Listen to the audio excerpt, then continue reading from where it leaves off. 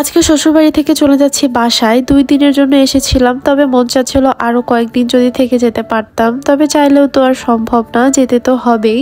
মেয়েদের জীবনে কেন নিজের বাড়ি বলে কোনো বাড়ি হয় না, বাপের বাড়ি শ্বশুর বাড়ি, দিন শেষে নিজের বাড়ি বলে কিছুই নেই। আজ এখানে তো কাল ওখানে, এরকম করতে করতে সারা জীবনটাই পার হয়ে যায়। হ্যালো, আসসালামু আলাইকুম, কেমন আছেন সবাই? খুবই অল্প সময় নিয়ে তাড়াহুড়োর মধ্যে এসেছিলাম শ্বশুর বাড়িতে, তবুও শ্বশুর মশাই অনেক জোর করতেছিল, হাজার কাজ ফেলে রেখে চলে আসছিলাম। তবে আজকে আমাদের ট্রেনের টিকিট, খুব সকাল সকাল ঘুম থেকে উঠে রেডি হচ্ছিলাম বাসায় আসার উদ্দেশ্যে।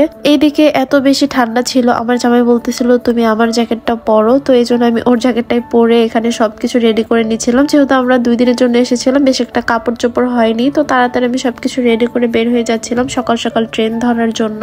আর উত্তরবঙ্গের এই সাইডে এত বেশি ঠান্ডা, এখনো দেখেন কি পরিমাণ রাস্তায় কুয়াশা ছিল, কুয়াশার কারণে রাস্তা ক্লিয়ারলি দেখাই যাচ্ছিল না সুন্দর মতো। এদিকে শাশুড়ি আম্মা যে পিঠাগুলো বানিয়েছে ওইগুলো ব্যাগ ভর্তি করে দিয়ে দিয়েছে, যেহেতু আমরা বেশি দিন থাকতে পারি নাই, তাই খাওয়াও হয় নাই, এজন্য দিয়ে দিয়েছে যেন বাসায় এসে আমরা সুন্দর মতো খেতে পারি। তো 2 জামাই বউ মিলে ব্যাগ বোঝকা নিয়ে বের হয়ে পড়েছি। আর সকাল সকাল ভ্যানে করে যেতে হবে স্টেশনে। ঠান্ডায় আমি তো একদমই জমে যাচ্ছিলাম গাইস, এত বেশি ঠান্ডা। খুব ভোরবেলা উঠে আমরা রেডি হয়ে চলে আসছি এত বেশি কষ্ট করে, কিন্তু স্টেশনে এসে দেখি ট্রেনের অনেক বেশি ডিলে হয়েছে কুয়াশার কারণে। এখানে এসে আমরা প্রায় 1 ঘন্টার মতো বসেছিলাম ট্রেনের জন্য। কেমন লাগে বলেন তো, এত কষ্ট করে ঘুম থেকে উঠে আসছি আর ট্রেনের দিকে লেট করতেছে। তো যাই হোক, অবশেষে আমাদের ট্রেনের দেখা পেলাম। 2 দিনের জন্য শীতের পিঠা খাইতে আসছিলাম, কিন্তু এই 2 দিন কিভাবে যে চলে গেল এত তাড়াতাড়ি কেমন যেন বুঝতেই পারলাম না। খুব বেশি মন খারাপ হচ্ছিল চলে আসার সময়, মনে হচ্ছিল আরো কিছুদিন যদি থেকে যেতে পারতাম। 2 দিন শুধু পিঠা বানাতে বানাতেই গিয়েছে, তেমন কোনো ঘোরাঘাড়ি বা গল্প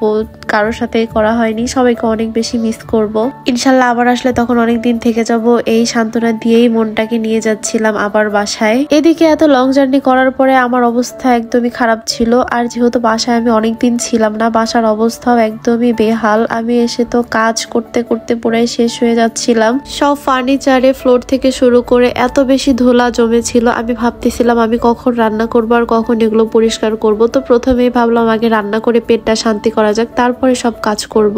তো খাওয়া দাওয়া শেষ করে আমি এখানে সব কাজে লেগে পড়েছি। প্রথমে ঘর মুছলাম, দেন এখন বাকি সব কাজগুলো করব। আসলে মেয়েদের জীবনটা এমন, যেখানেই যাই কাজের মধ্যে থাকতে হবে, যত যাই করো দিন শেষে ঘরের কাজ তো করতে হবে, নিজের সংসার নিজের ঘর তো নিজেকেই সামলায় রাখতে হবে, তাই না?